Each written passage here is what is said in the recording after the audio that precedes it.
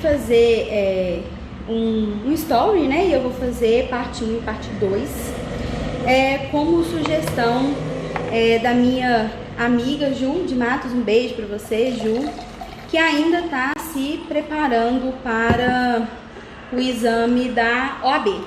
E aí ela disse assim para mim: ô Ana, por que você não grava, né, contando como foi que você se preparou para o exame da OAB? E aí eu vou falar da primeira fase, aí eu faço uma parte 1 e depois eu faço um segundo story, num segundo momento, e eu falo da segunda fase. Bom, eu não passei de primeira, eu fiz a primeira etapa 2 vezes e fiz a segunda etapa também 2 vezes. Da primeira vez eu estudei, fiz cursinho, assistia às aulas, estudava como todo mundo faz. Fiz 39 pontos, quase morri do coração porque precisava de 40 pontos, eu achei que eu não fosse sobreviver, mas eu sobrevivi. E nesse exame não anularam nenhuma questão, então eu fiquei assim muito chateada e fui me preparar de novo para mais uma tentativa. E aí eu resolvi fazer um pouquinho diferente. Eu pensava o seguinte, eu falava assim: gente, eu não acho que meu problema seja conhecimento, né, falta de estudo e tal. Eu falei: gente, não pode ser isso. Aí eu resolvi estudar fazendo questões, resolvi encarar essa forma de estudo. Eu não me sentia muito confortável com isso não, mas eu resolvi tentar. E aí o que eu fiz? Eu imprimi os 10 últimos exames que já tinha tido até então e fiz no computador uma folhinha de resposta igualzinho aquela que a gente recebe no dia da prova, né? Então tinha lá numerado de 1 a 80, A, B, C, D e E, né?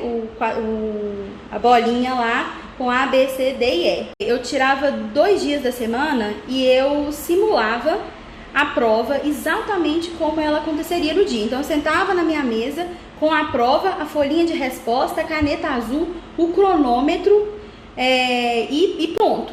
E ia fazer a prova. E fazia a prova igualzinho como aconteceria no dia da prova. Aí o que eu fazia? Eu pegava depois a prova, corrigia, via aquilo que eu acertei, que estava ok, aquilo que eu acertei mais ou menos, mas que eu ainda achava que não estava assim muito solidificado, e olhava as questões que eu errei. E aí eu percebi que foi uma forma muito interessante de estudar. Eu achei uma forma bem eficiente de estudar, porque faz com que você identifique aquilo que tá beleza, aquilo que ainda precisa reforçar e aquilo que não tá beleza.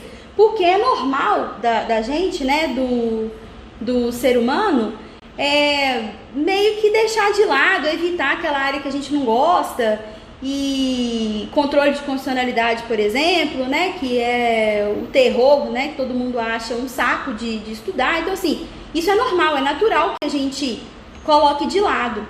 Então eu percebi que fazendo dessa forma ficava bastante objetivo aquilo que precisava resolver, aquilo que precisava estudar mais, aquilo que precisava estudar menos, aquilo que eu já não precisaria preocupar mais. Eu tinha feito 39 questões, e aí quando eu fiz a primeira etapa de novo, eu fiz 50, 53, 55, um negócio assim. Eu lembro que foi na casa dos 50.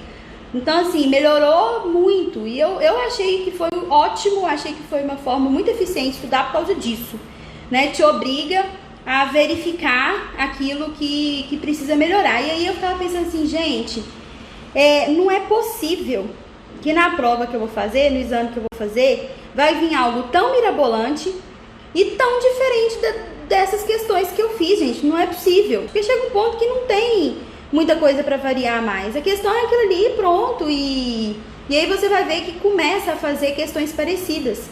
E outra coisa que eu fiz foi criar uma estratégia de acordo com as áreas e aquilo que eu tinha mais aptidão. Eu peguei um papel lá, uma folha A4, aí eu coloquei nesse papel quais as disciplinas que caíam no exame e coloquei lá uma meta de acordo com a realidade, né, gente? Tipo assim, tendo noção daquilo que você vai melhor e aquilo que vai pior, né? Você tem que saber quais são as áreas que você sabe mais e as que você sabe menos. Então, por exemplo, direito penal e direito empresarial, eu falei assim, nossa, esse aqui vou ter que fazer umas 2 questões, mas assim, vou errar mais, porque são áreas que não era meu forte. Direito constitucional, direito administrativo, processo civil e direito civil. Isso aqui eu vou estudar muito porque é a maioria das questões e eu vou tentar acertar o máximo possível. Aí tinha ética, né? Ética, eu falo, não, ética tem que ser pelo menos 8 questões em 10. Aí outras que tem menos questões, né? Mas que eram áreas também que eu tinha aptidão. Eu falei assim, não, vou tentar acertar isso aqui também. Então eu colocava mais ou menos uma meta do que eu tinha que acertar em cada área, de acordo com o que eu julgava que eu era capaz, assim, né? Qual área que eu ia melhor, qual área que eu ia pior, o que eu sabia mais, o que eu sabia menos. Bom, funcionou, né? Funcionou, eu passei, graças a Deus, e aí fui fazer a segunda fase. E aí depois eu gravo a parte 2, contando como que foi a segunda fase.